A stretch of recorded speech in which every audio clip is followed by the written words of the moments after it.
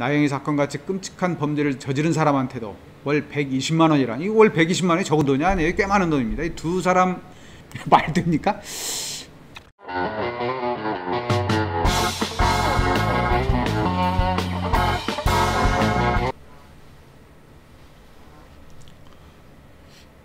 여러분, 2008년 나영희 사건이라고 혹시 기억을 하세요? 그때 세상을 무지무지하게 떠들썩하게 만들었죠. 겨우 8살밖에 안 된 어린아이를 술 취한 놈이 성폭행해서 그 아이의 몸, 마음, 정신 모든 걸 망가뜨렸어요. 그게 나영희 사건입니다. 그 사건의 범인이 바로 조두순입니다. 그의 말에 구속이 돼서 12년형을 선고받고 지난해 말에 출소를 했습니다. 근데 이 양반이 출소하고 나서 맨 처음 한 일이 뭐냐? 동사무소 찾아가서 기초생활수급보장급여 신청을 했어.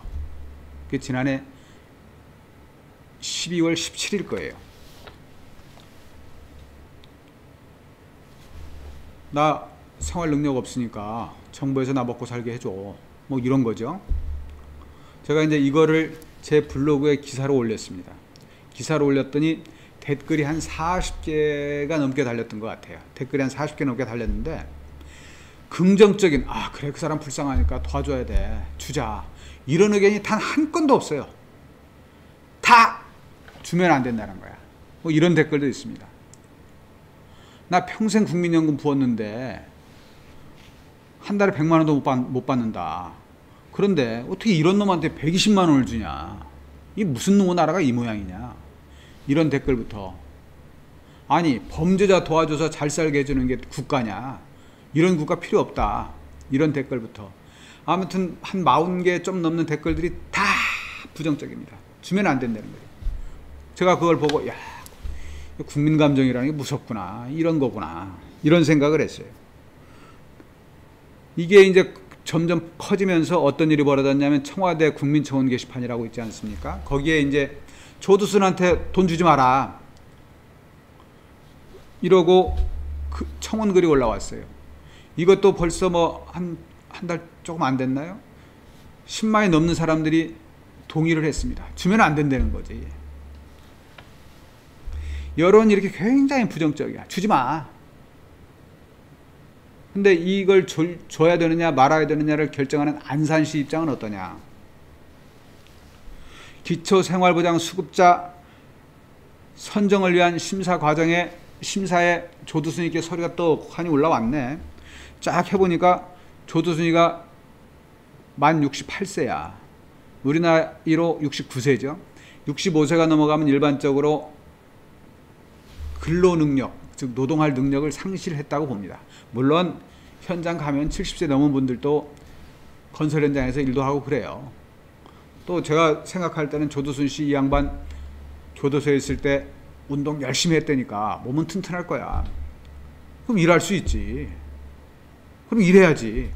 근데 어쨌건 연령상 65세니까 근로능력이 없다, 이렇게 판정이 내려지는 거죠. 그럼 배우자는 어떠냐? 배우자는 65이 안 됐어요. 그러니까 대상은 아니야. 대상은 아닌데 이 양반이 또 뭐 당뇨에 고혈압에 만성질환에 시달려가지고 도저히 일을 못한다. 또 내가 일을 하려고 어디 좀 나가서 해보려고 하면 뭐 조두순이 뭐 어쩌고저쩌고 하면서 자리도 안 준다. 그래서 우리 굶어 죽게 생겼다. 이렇게 이제 하소연을 하니까 재산 상태를 조사를 해봤겠지. 재산도 없어. 주택도 없고 아무것도 없고 예금도 없고. 그리고 어떻게 결론이 났느냐? 복지급여 지급 대상에서 배제할 만한 특별한 사유를 발견할 수 없다. 이렇게 결론이 냈어요. 그래서 주기로 결정을 한 거지. 여론이 굉장히 나빠졌지 않습니까? 야, 돈이 썩어 나와 돌아가냐? 이 정신 나간 놈들아 하고 막 안산시로 막 욕을 하고 난리를 치니까 시도 답답하지. 거의 이제 이렇게 이야기가 되는 거야. 기초연금이나 기초생활보장 수급자에 대한 생계급여 신청이 있으면 이게 관련 법 기준을 충족했다고 하면 안 줄 방법이 없다. 우리로서는 어떡하냐. 우리도 답답하지만 줄 수밖에 없다. 이겁니다. 제가 그걸 쭉 따져보니까 안산시 입장에서는 아닌 게 아니라 이거 어떻게 안 줄 수가 없어. 조건 다 맞고 65살 넘어서 늙었어. 그래 나 더 이상 일 못해. 생활 능력도 없어. 그럼 국가의 임무가 뭡니까?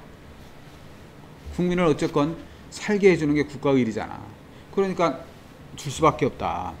그건 좀 이해가 되는데 그렇다고 말입니다. 이렇게 강력범죄를 저지른 진짜 세상에서 돌판매를 맞아서 죽어도 쌀만한 죄를 저지른 사람들까지 국가에서 보호를 해줄 필요가 있느냐. 이건 의문이에요. 근데 그렇다고 안 주면 안산시에서 야 법에 맞지만 우린 못 줘. 잘랐다 칩시다. 그럼 우리나라의 그 훌륭한 인권단체들이 가만히 있겠습니까? 범죄자의 인권도 인권이다. 사람을 죽였어도 그놈도 사람인 게 그놈 보호해줘야 된다. 생존권이 뭐 어쩌고 저쩌고 행복추구권이 어쩌고 저쩌고 다른 사람 행복추구권 생존권 짓밟은 건 뭐 인권단체들 상관 안 하니까 걔 생존권을 보장해라 어쩌고 난리를 치니까 이거 그 등살에 앉을 방법이 없는 거예요. 또 법을 어기면 형사처벌을 받을 수도 있어. 그래 제가 이제 생각을 해봤어요. 야 이거 어떡하면 차라리 법을 개정하면 어떨까? 예를 들자면 이렇게 법을 개정하는 거지. 기초생활수급보장법을 거기다 단서나 부칙을 넣는 거야. 그래서 뭐 살인, 강간 같은 강력범죄를 저지른 자들은 그 형량에 비례해서 보장급여의 뭐 10% 혹은 20%, 30% 정도를 감액하고 준다. 말 됩니까? 저는 될 것 같기도 한데 이게 또 그러면 이거 역시 평등권 침해, 행복 추구권 침해라고 난리가 날 거예요. 아무것도 못해. 결국 줄 수밖에 없어. 그래서 이렇게 생각을 했어요. 그래 이런 사람 안 주면 그래서 먹고 살기 힘들면 나가서 또 다른 범죄를 저지를 수 있으니까 차라리 범죄 저지르지 말라고 범죄 예방수당이라고 생각하고 주면 어떨까? 줄 수밖에 없겠구나. 그렇게 생각하면서도 입맛이 씁쓸합니다. 어떻게 국가가 이런 사람들까지 다 보호를 해야 되느냐. 보호 안 할 방법은 없다고 하지만 이 문제는 한번 다시 우리가 생각해 볼 필요가 있겠다.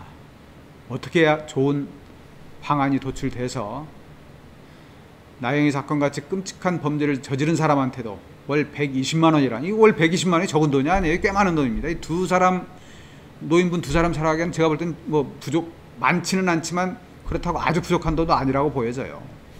이런 돈을 줘야 되는 게 맞는지 어떻게 생각하십니까, 여러분? 솔로몬의 지혜를 한번 발휘해 보시면 어떨까 싶습니다. 세상은 원래 모순덩어리입니다. 끝내겠습니다.